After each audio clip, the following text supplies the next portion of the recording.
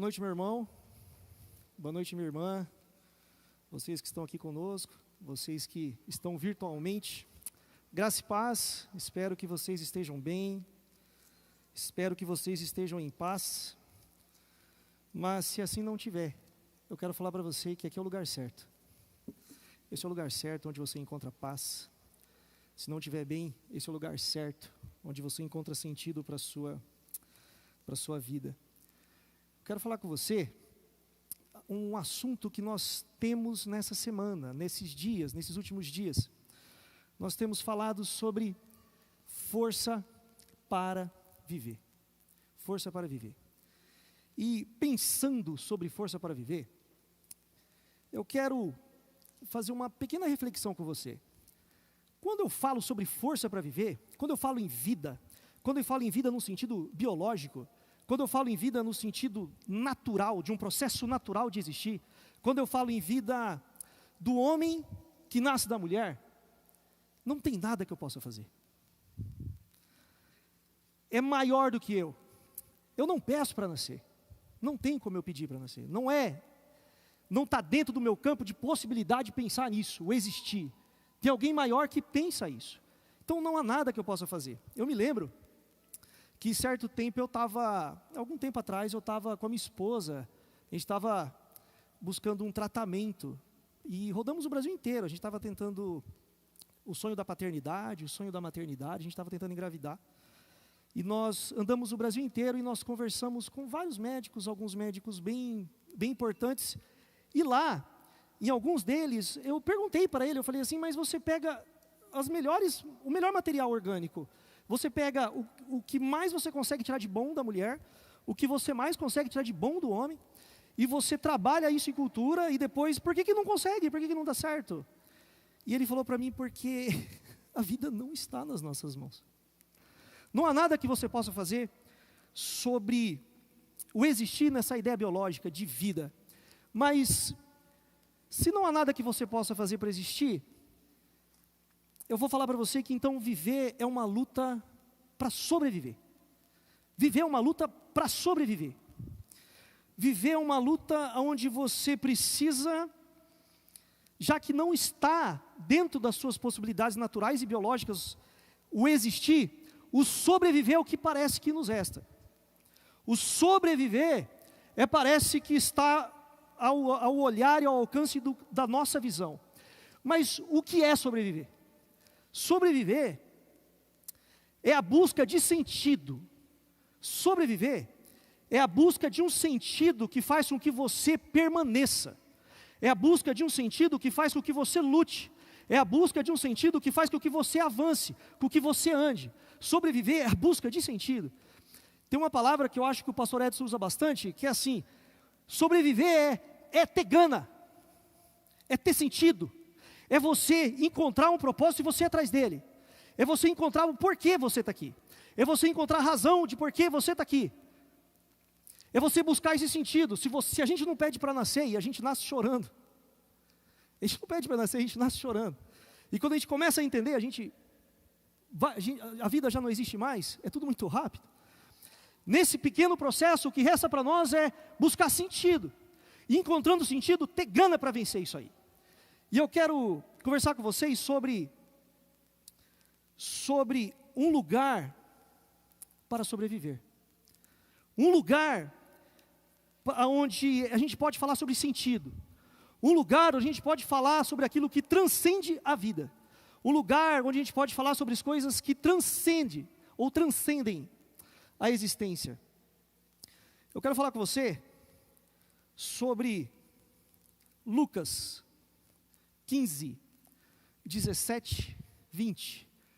Evangelho de Lucas 15, 17 e 20. Vamos lê-lo?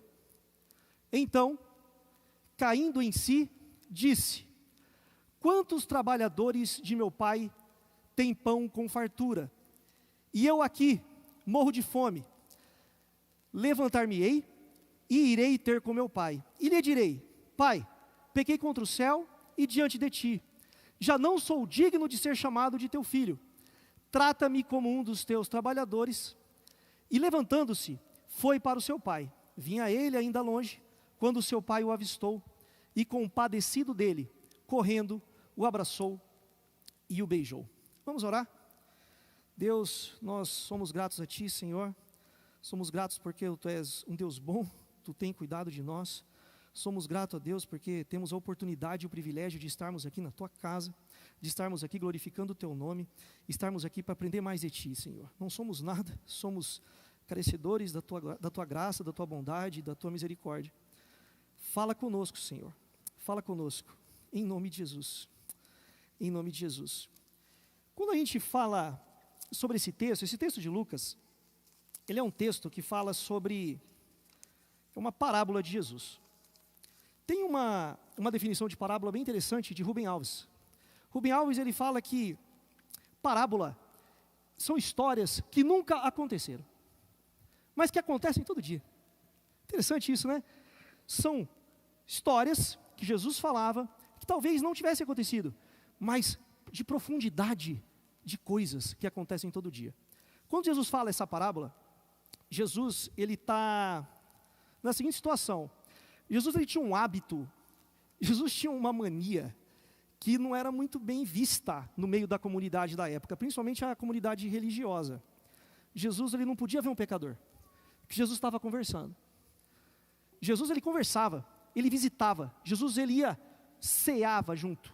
Jesus, ele estava sempre presente no meio dessa comunidade, no meio dessas pessoas.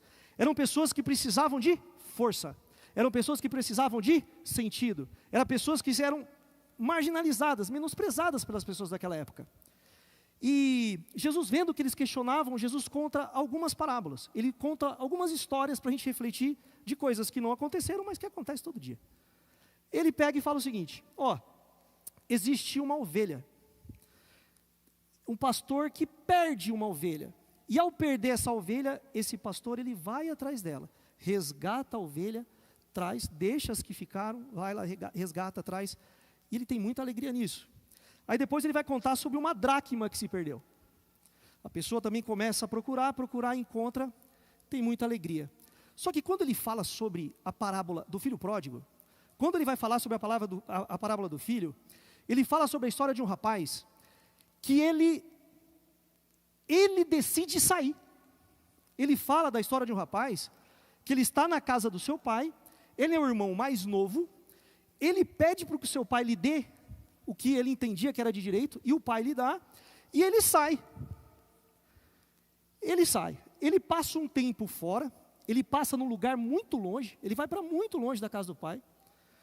Lá ele consome tudo que levou, lá ele usa tudo que ele levou, e quando chega uma crise muito forte no lugar onde ele está, quando chega um momento de muita dificuldade, ele já não tem mais nada. Ele não tem mais nada. Aí ele lembra com saudade do momento ou das circunstâncias que ele tinha na casa do pai. E, diferente das outras histórias ali, o pai não vai buscar ele. Diferente, nessa história, Jesus fala bem assim, que ele cai na realidade, ele observa o que aconteceu, e ele retorna buscando encontrar na casa do pai aquilo que ele já não tinha mais. Então eu quero refletir com vocês, uma coisa que a gente pode aprender muito com essa história, é o seguinte, sobre um sentido longe do pai. Se viver, a gente não pode fazer nada, e se sobreviver à busca de sentido, eu posso dizer para você que esse rapaz estava buscando algum sentido para encontrar, e encontrando, ele poder sobreviver.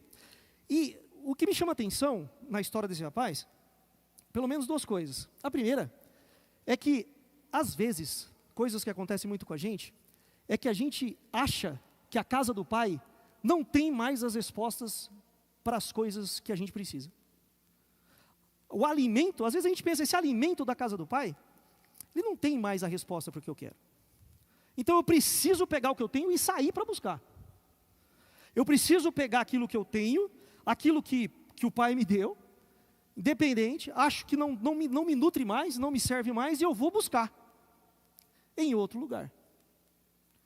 Essa é a primeira possibilidade de buscar sentido fora do pai. E entender que aquele lugar já não supre mais as minhas dúvidas, as minhas perguntas, os meus anseios, que não há mais resposta. Uma segunda coisa que eu posso aprender com isso é que essa pessoa, embora ela ache que tem a resposta, porque ela leva a comida com ela, embora ela ache que a resposta está ali, ela se acha autossuficiente para não precisar da casa do pai. Ela se acha autossuficiente para não precisar mais. Ela acha assim, não, eu já sei tudo. Eu sei mais do que o pai. Eu já sei tanto quanto o pai. Eu não preciso mais. Eu já tenho as condições plenas de me autodeterminar, de seguir meu caminho, de correr atrás do que eu quero. E aí a pessoa, ela, como o irmão falou, logo no testemunho, ela para e fala assim, eu acho que eu vou dar um tempo, né? Eu vou dar um tempo, acho que eu vou dar um tempo. Vou dar um tempo porque a casa, ela já não supre mais as minhas necessidades, ela não responde mais minhas dúvidas, ou ela até responde, mas essa resposta dela, eu mesmo alcanço, eu me autodetermino, aí eu fujo da disciplina da casa do pai, aí eu fujo do conselho do pai, aí eu fujo da correção que o pai me dá, porque eu já sei, ninguém vai me corrigir, eu já sei, eu fujo. E na busca de resposta, eu tenho Charles Taylor, ele vai escrever sobre a era secular, e ele vai falar bem assim, que nessa busca que a gente tem de encontrar, e que da forma como o mundo se transformou, a igreja tende a ter um fim. As respostas, elas não vão ser mais encontradas na igreja, porque a igreja não vai ser mais relevante com as perguntas que nós temos. Já pensou nisso? Só que você sai. Só que o problema é que quando chega a primeira crise,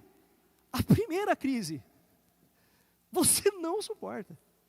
Quando chega a primeira crise, tanto você que entende que não tem resposta, ou quanto você que pensa que até tem, mas você consegue se autocontrolar ou se autodominar, você perece.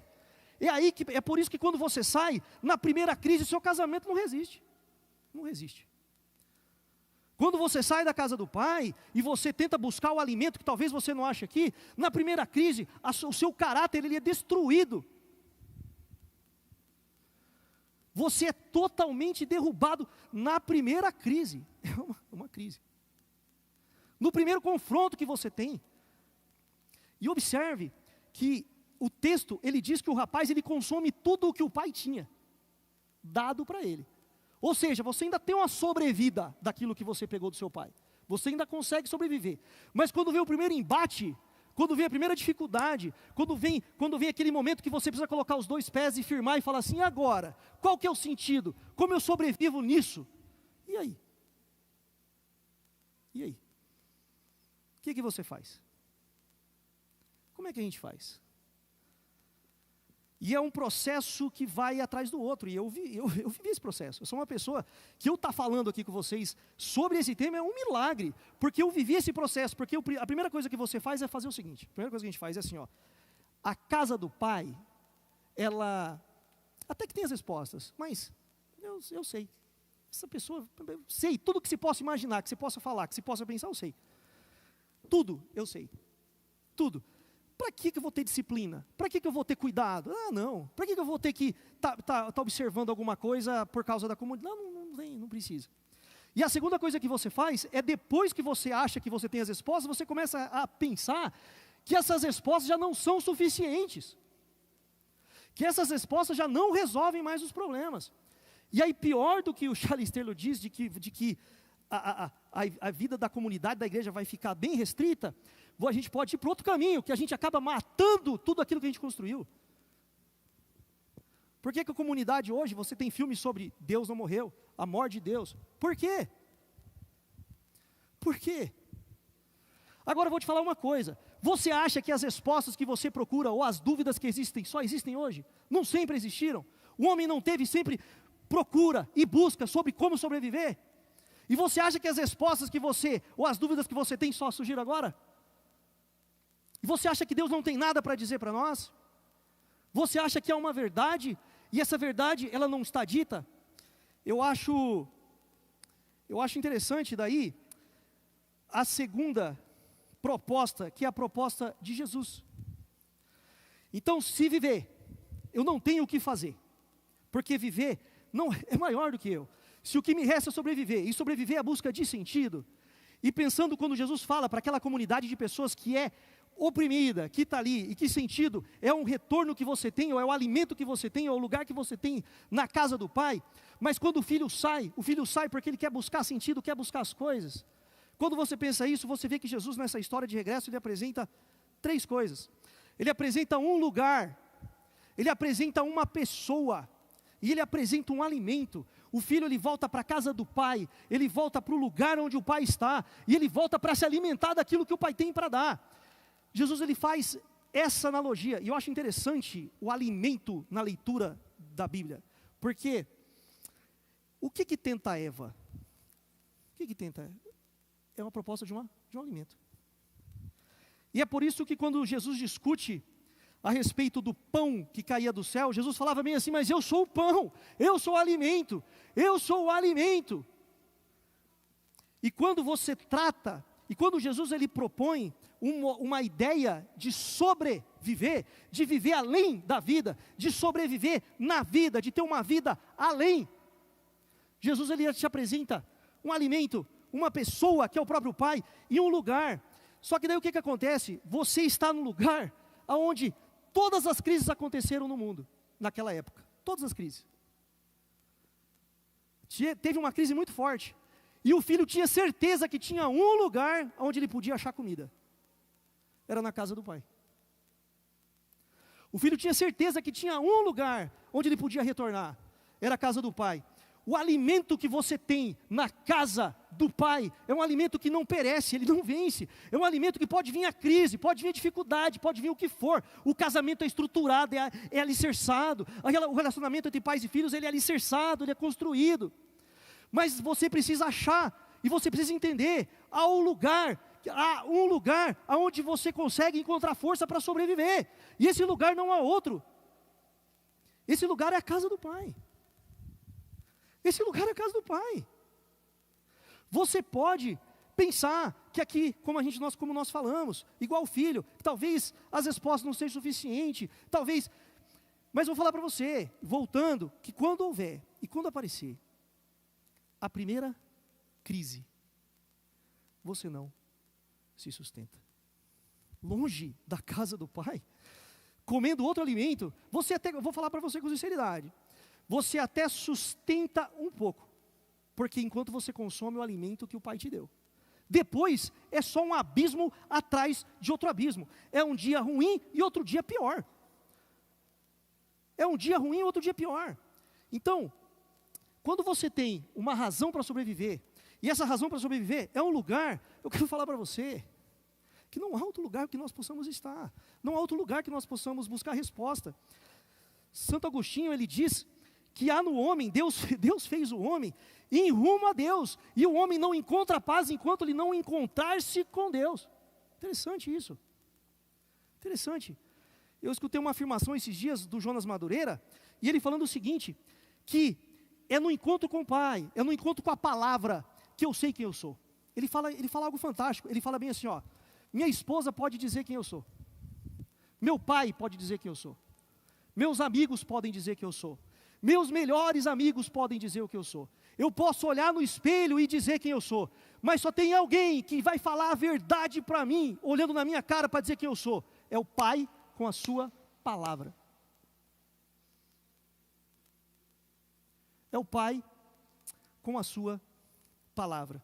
Então eu queria, nesse momento, falar para você o seguinte, se não há força para viver em nós, e o que nos resta é sobreviver, e se para sobreviver é a busca de sentido, e se não há sentido, a não ser na casa do Pai, eu quero te convidar agora, você fechar seus olhos, nós vamos cantar uma música, para a gente pensar, quem é a gente nessa história?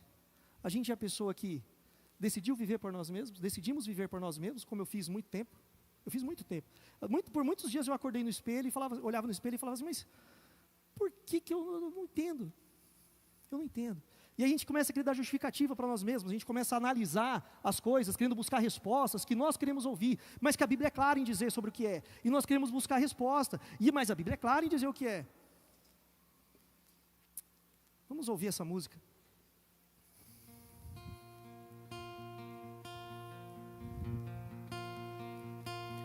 Fui convidado à mesa, larguei minhas defesas e vim reconhecer, não mereci estar aqui. Comigo eu trouxe amigos, felizes ou feridos, gente que escutou esse chamado e aceitou. E é tão bom saber que há um lugar aqui. Santo Senhor. A graça me chamou pra mesa do Senhor. Há um lugar na casa, há perdão na casa. Quando estamos juntos, nosso encontro é casa. Deus Pai, a esperança na casa, recomeço na casa, reunidos nele, nosso encontro é casa de Deus Pai. Obrigado, Senhor. O som da tua palavra curou a nossa alma. Solidão nos resgatou. E é tão bom saber que há um lugar aqui. Oh Deus, obrigado, Senhor. A graça nos chamou pra mesa do Senhor. Há um lugar na casa, há um perdão na casa. Quando estamos juntos, nosso encontro é casa de Deus. Você pode se colocar em pé, por favor? Você pode se colocar em pé? Talvez, eu não sei qual a situação sua. Talvez você esteja com esse rapaz que saiu e já consumiu tudo. E a crise bateu. E talvez você esteja como no fundo do poço, olhando para cima, sem ter força para sair, sem ter razão ou motivo para sobreviver. Talvez você seja essa pessoa que não vê mais razão para estar na casa do Pai. Talvez você seja essa pessoa que não vê mais razão porque você é autossuficiente. Mas é um lugar onde há reencontro. A casa é um lugar onde há esperança. A casa é um lugar onde há vida. A casa é um lugar onde há sobrevida. A casa é um lugar onde tem alimento que não perece. A casa é um lugar onde a sua família é segura. A casa é um lugar onde a sua vida é segura. A casa é um lugar onde você pode ficar. Eu quero orar por você. Eu quero orar pela sua vida. E quero que Deus transforme você também que está nos assistindo. Talvez seja essa a sua situação. Não haja mais sentido. Eu quero falar para você que há um lugar onde a gente pode sobreviver. E esse lugar onde o alimento não perece, ele é a casa do Pai. Vamos orar. Deus, Tu és maravilhoso, Senhor. Tu és maravilhoso, Tu és santo, Tu és digno de toda honra, Tu és digno de todo louvor, ó Deus. Tu és maravilhoso, obrigado porque o Senhor nos deu a sua casa, e o Senhor nos convida a entrar nela, o Senhor nos convida à mesa, para ceiarmos, ó Deus, Tu nos convida, Senhor, para estarmos juntos, Senhor. Tu nos convida, Senhor, e na sua casa há alimento, há esperança, há paz, em sua casa há justiça, em sua casa, ó Senhor, há consolo, em sua casa também há correção, repreensão, ó Deus, mas em sua casa, ó Senhor, há vida, em sua casa há sobrevida. Podem vir as crises, pode vir o que for, Senhor, nós sobrevivemos, ó Senhor. É a sua casa, ó Deus, obrigado por ela, Senhor. Obrigado, Deus, obrigado por nos receber de volta. Obrigado, Senhor, por estar sempre com os braços abertos para nos receber. Muito obrigado, Senhor. E nossos irmãos aqui, Senhor, que por algum motivo, ó Deus, precisam voltar para a casa do Pai. Por algum motivo, ó Deus, precisam encontrar ou se encontrar, Senhor, se encontrar para sobreviver e que eles observem que é aqui, ó Deus, na sua casa, onde há essa resposta. Tentam, ó Deus, a todo tempo calar a sua igreja, calar a sua voz, calar a sua palavra, mas isso não vai acontecer, Senhor.